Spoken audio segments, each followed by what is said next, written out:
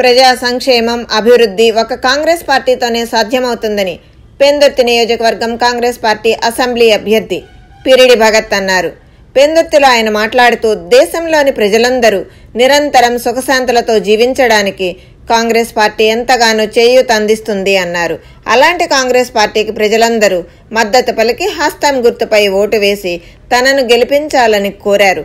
పెందుర్తి నియోజకవర్గం ఇటు వైఎస్ఆర్ పార్టీ అటు టీడీపీ అధికారంలో ఉన్నప్పుడు సర్వనాశనం చేశారని టీడీపీ నాయకుడు బండారు సత్యనారాయణమూర్తి, పెందుర్తి శాసనసభ్యులు అన్నంరెడ్డి అదీప్ రాజు, జనసేన పార్టీ నాయకుడు పంచకర్ల రమేష్ బాబు తీరుపై ఆగ్రహం వ్యక్తం చేశారు.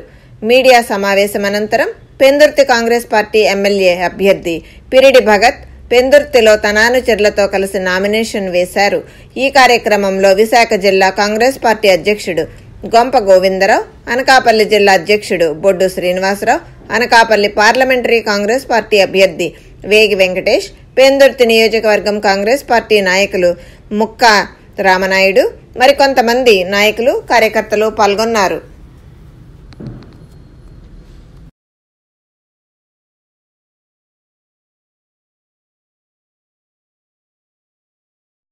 పనిచేసి ఆయన గెలుపుకి అందరూ కూడా కష్టపడి పనిచేసి ఆయన గెలిపే ధ్యేయంగా పనిచేస్తారని చెప్పి జిల్లా కాంగ్రెస్ పార్టీ అధ్యక్షుడిగా ఈ సభాముఖంగా తెలియజేస్తూ సెలవు.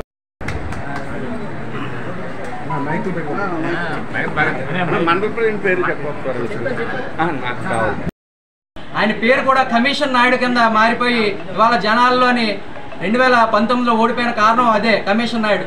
ఇవాళ 2019 నుంచి 24 వరకు ఏదైతే ఇప్పుడు సిట్టింగ్ ఎమ్మెల్యే గారు ఉన్నారో ఆయన ఏ మాత్రం అభివృద్ధి చేయకుండా భూములు, చెరువులు, ల్యాండ్లు అన్నీ కూడా కబ్జా చేసుకుంటూ కబ్జా రాజుగా అందరికీ సుపరిచితులు అయ్యారు. వీళ్ళందరూ కూడా ఇప్పుడు ఏ ముఖం పెట్టుకొని జనాల్లోకి వెళ్ళి ఓట్లు అడుగుతారో మాకైతే అర్థం కావట్లేదు. ఇప్పుడు మాకు టికెట్లు అనౌన్స్ చేసి దాదాపు 15 రోజులు అవుతుంది. మేము ఇంటర్నల్గా వర్క్ చేస్తే ప్రతి గడపకి వెళ్తే ఇవాళ కాంగ్రెస్ పార్టీ గురించి అయ్యో మేము కాంగ్రెస్ పార్టీని వదులుకున్నామా, అయ్యో మీరు మళ్ళీ వస్తేనే మా జీవితాలు బాగుపడతాయనే ఉద్దేశంతో ప్రతి ప్రజల యొక్క మైండ్లో కూడా బాగా ఫీడ్ అయింది. ఇవాళ మాకు చాలా పాజిటివ్ రెస్పాన్స్ ఉంది. ఇవాళ పెందుర్తి నియోజకవర్గానికి వచ్చేసరికి ముఖ్యంగా 2 సమస్యలు, ఒకటి తాడి సమస్య, ఒకటి పంచగ్రామాల సమస్య. ఆ పంచగ్రామాల సమస్యకు వస్తే 2014లో నేను గెలవగానే 100 రోజుల్లో నేను ఆ సమస్యని ఎలాగైనా పరిష్కారం చేస్తానని ఆ రోజు టీడీపీ గవర్నమెంట్ వాళ్ళు చెప్పడం. 2019 ఎలక్షన్లు అయిపోయి ఆయన ఓడిపోయారు, అది కూడా దిగ్గానో లేదు.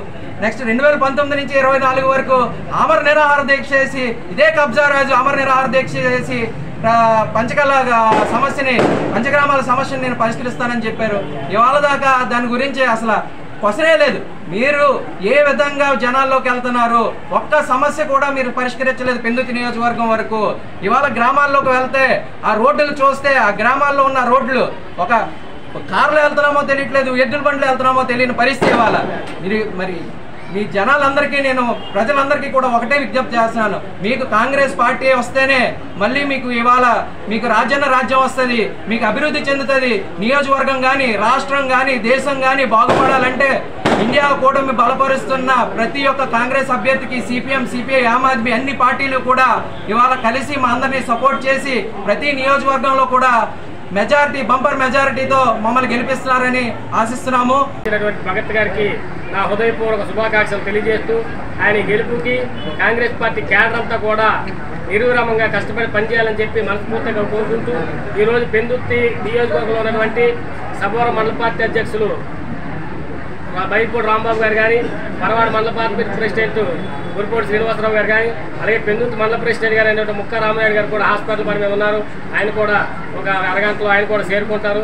కాంగ్రెస్ పార్టీ అనకాపల్లి పార్లమెంట్ నుంచి పోటీ చేయనందుకు అవకాశం ఇచ్చినటువంటి ఏఐసిసి నాయకులు రాహుల్ గాంధీ గారికి, అలాగే పెందుర్తి ప్రజలకు ఎప్పుడు అందుబాటులో ఉండి సేవ చేసుకున్నందుకు ముందుకు వచ్చాడు. మీ అందరూ ఆదరించి భగత్ గారిని విజయపథంలో తీసుకెళ్లి మీ అందరూ ఓటు వేయాలని విజ్ఞప్తి చేస్తూ పార్లమెంట్కి వచ్చినప్పటికీ అనకాపల్లి ఇక్కడున్న స్థానిక సమస్యలు తెలిసిన వ్యక్తిగా అటు జిల్లాలోని చక్కెర కర్మారాలు కానీ, అటు ఎస్ఈజెడ్ కానీ, ఇటు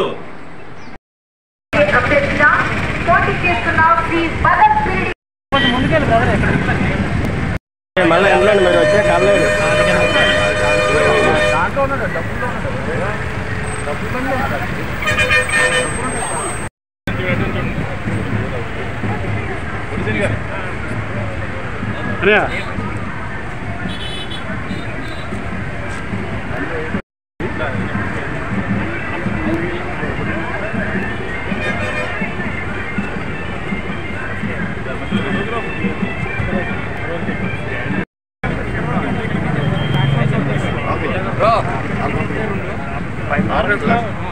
మా బాబు తమ్ముడు